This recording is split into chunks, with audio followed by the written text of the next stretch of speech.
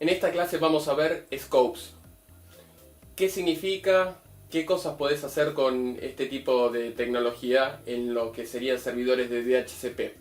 En los servidores de DHCP, como dijimos en la clase anterior, sirve para asignar IPs. Bueno, Scope lo que hace, te asigna rangos de IP a determinada cantidad de hosts o lo que serían dispositivos en la red. Para eso te permite hacer varias funciones. Por ejemplo, cuando vos armás un Scope, podés ponerle un nombre, una descripción, un comienzo, fin, una subnet más, una exclusión, un reservado, una duración, una IP address o gateway, un router address o gateway, un dominio, una IP address, un DNS y wings. Te voy a explicar cada uno de estos puntos. Obviamente cuando vos tenés una red que es bastante grande, te conviene empezar a segmentarla como para poder trabajar de forma más organizada. Entonces, por ejemplo, en este caso si tenemos un scope, o sea un rango de IP de 10.0.0.10 al 10.0.020, acá tenemos este rango disponible, por ejemplo, para la parte administrativa. Entonces podemos generar un scope que se llame administración. Después podemos tener otro ventas, otro gerencia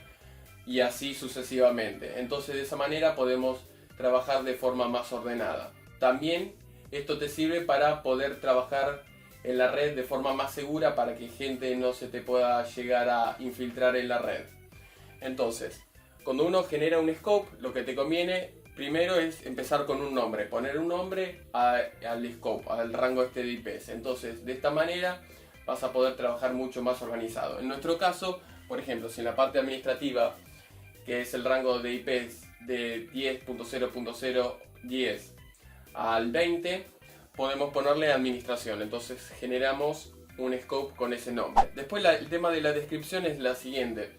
En la descripción podemos poner que va a tener 10 IP disponibles en ese rango. Entonces podemos poner incluso el nombre de las personas dentro de esta configuración como para ayudarnos en más adelante a poder saber qué personas están trabajando ahí, o para poder trabajar de manera más eficiente y saber si uno tiene una red de 1000 computadoras o 2000, poder tener un poco más control sobre todo el sistema. Después, comienzo y fin. Comienzo y fin significa de dónde va a comenzar la IP y dónde va a terminar. Entonces, en ese rango son las IP que van a estar disponibles para una determinada cantidad de personas. Después tenemos la máscara de subred o el subnet mask, que también esto se puede especificar en el scope. Después tenemos exclusión, si queremos que determinadas computadoras queden fuera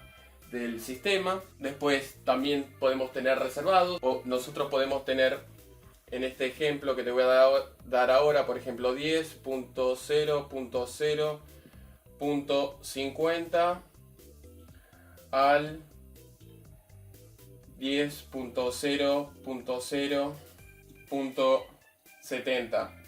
Entonces, un reservado sería lo siguiente: si nosotros lo asignamos esta dirección de este rango de IP para los servidores, por ejemplo, pero nosotros decimos que hay un servidor, el servidor de mail, va a tener la IP 10.0.0.60, ¿no? Entonces, cuando el rango de IP vaya siendo asignado a los servidores, en este ejemplo, cuando llegue al 59 y después quiera dar una IP más, que va a ser el 60, no lo va a hacer porque directamente va a saltar al 61, que sería el siguiente IP disponible, porque este va a estar reservado para el servidor de mail, como habíamos dicho antes. En este tipo de ocasiones se usa lo que sería un reservado en esta opción. Después tenemos duración,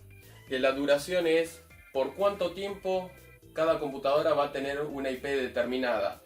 Esto te puede llegar a servir en el caso que vos digas, bueno, a determinada persona, un invitado, lo que sea, va a tener una IP porque va a estar de visita en nuestra empresa, por ejemplo, por determinada cantidad de horas, y después no se le da más IP. Entonces, de esa manera no se va a poder conectar a la red nuestra nunca más por lo menos por ese día o por el tiempo que se le haya programado. Después en el resto de las computadoras, obviamente al no ponerle ningún tipo de restricción, obviamente siempre va a estar tomando la misma IP, excepto que uno haya programado para lo contrario. Después tenemos router address, o lo que sería gateway o puerta de enlace, como se le conoce. También en este tipo de rango se le puede especificar qué tipo de puerta de enlace se le va a estar especificando a las computadoras. Y después tenemos nombre del dominio, la IP, DNS y Wings.